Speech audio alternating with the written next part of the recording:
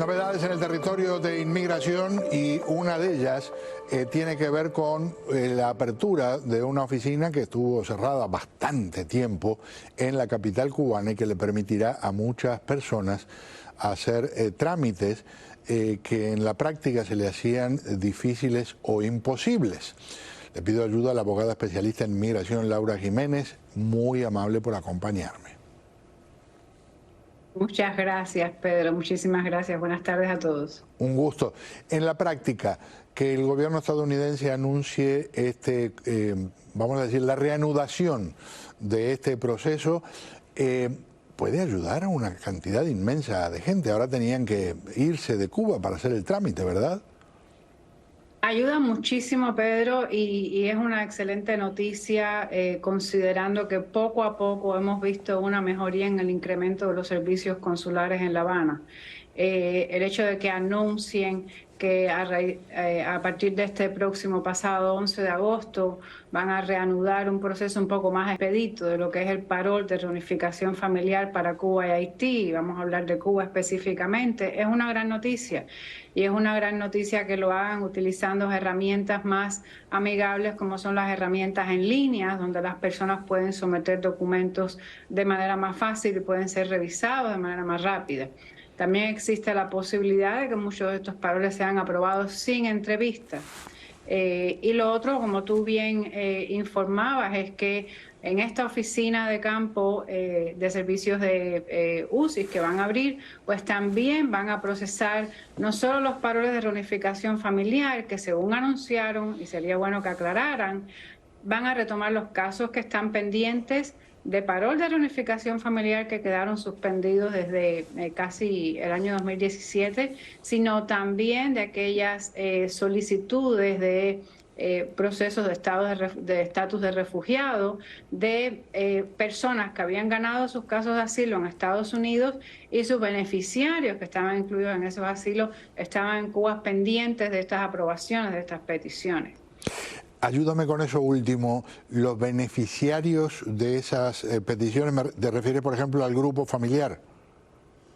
Al grupo familiar, correcto. Cuando una persona, le es otorgado asilo dentro de territorio americano, la esposa o el esposo y los hijos menores de edad que estén incluidos en ese asilo, y que obviamente califiquen, pues están en el país de origen y demás, o bueno, porque califiquen como lazo familiar, pues pueden beneficiarse de ese estatus de asilado de esta persona principal que está aquí en Estados Unidos. Se presenta una petición, que es la petición I-730, y a través de esta petición, cuando está aprobada, la persona hace un proceso consular en Cuba y ya puede entrar con un estatus de refugiado y obtener próximamente su residencia permanente en Estados Unidos.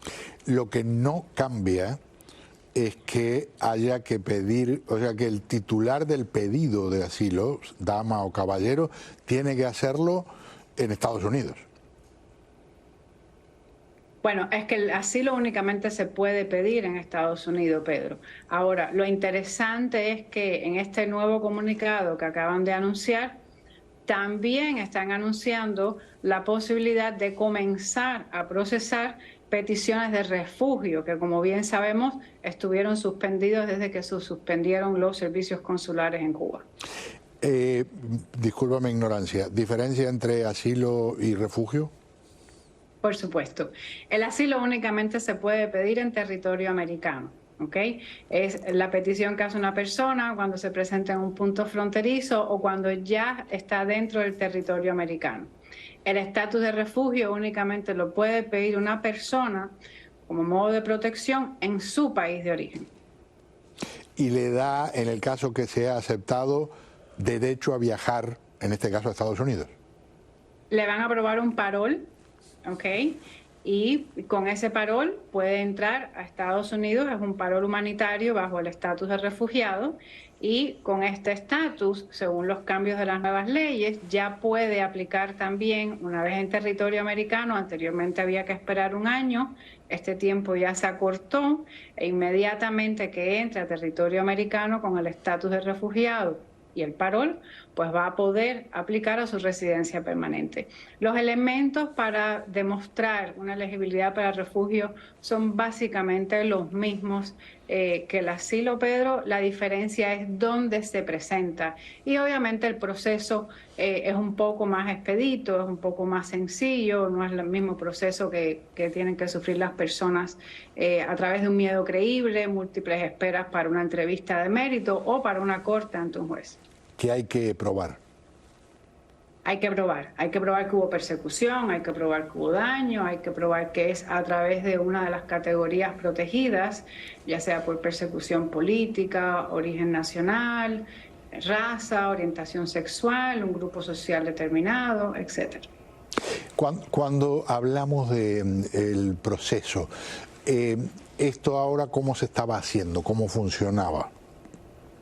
Las solicitudes de refugio no se estaban procesando, Pedro, a raíz de que se suspendieron los servicios consulares en Cuba. Esto se paró, se intentó habilitar un centro en México que nunca se llegó a materializar. Cuba no ha tenido la posibilidad de que los cubanos, como anteriormente se hacía, se presenten a pedir, a solicitar refugio en un consulado americano. Una más en cuanto a este tema específico. La idea, y lo menciona incluso el comunicado de la agencia de gobierno, es tratar de evitar, por ejemplo, que la gente se lance al mar, que intente, ponga en riesgo su vida. En la práctica esto también podría ayudar a que muchos tampoco se arriesguen al famoso viaje por tierra en el que tantas personas han sufrido tanto. Sí, la intención de la administración actual es tratar de disminuir todos estos cruces ilegales, todos estos riesgos que corren las personas cuando sabemos que pues, cruzan la selva del Darién, pues, que se enfrentan a la violencia de los cárteles y de las bandas criminales en la frontera sur de México. Y obviamente que hay que considerar que si bien es cierto que ha disminuido en un gran número los cruces ilegales de Cuba, de Nicaragua, de Venezuela, de Haití, en la frontera sur, se han mantenido las llegadas por balsa y por mar de estas nacionalidades, sobre todo los cubanos, por supuesto, en las costas de la Florida. Yo creo que es algo que va a ser positivo. Hay muchos programas que el gobierno tiene en estos momentos implementados. El paro humanitario, que abarca los 4 países, Cuba, Nicaragua, Venezuela y Haití, el paro de reunificación familiar que implementaron para Cuba y Haití, que también están implementando para otros países como Colombia, El Salvador, Guatemala, y también, bueno, lo que es la aplicación de CBP-1, que como bien sabemos ha estado funcionando, quizás no a la velocidad que todos esperamos, pero ha estado funcionando, y las personas que se presentan de manera legal en la frontera con esta cita, pues son procesados, les hacen su entrevista de miedo creíble, y en el caso de los cubanos les dan un parol con una I-94, que al año y el día les permite obtener su residencia bajo el ajuste cubano. Son muchas las formas que está implementando ahora el gobierno para incentivar la inmigración legal y, obviamente, aunado a esto, pues también está emitiendo medidas un poco más drásticas para castigar la inmigración ilegal, tanto por frontera como por mar. Muchísimas gracias, Laura, por estar aquí con nosotros. Un placer, Pedro. Muchas gracias a ustedes. Encantado. La abogada especialista en inmigración Laura Jiménez con nosotros. Vamos a un paréntesis al regresar. Tiempo atrás hablábamos de un proyecto que se llama Partos Rotos, de las cosas terribles que sufren muchas mujeres que van a dar a luz en Cuba. Hay novedades. Al principio parecía que podía ocurrir algo positivo, pero ha quedado en pura cháchara, que bla, bla, bla, pero de hechos poco y nada.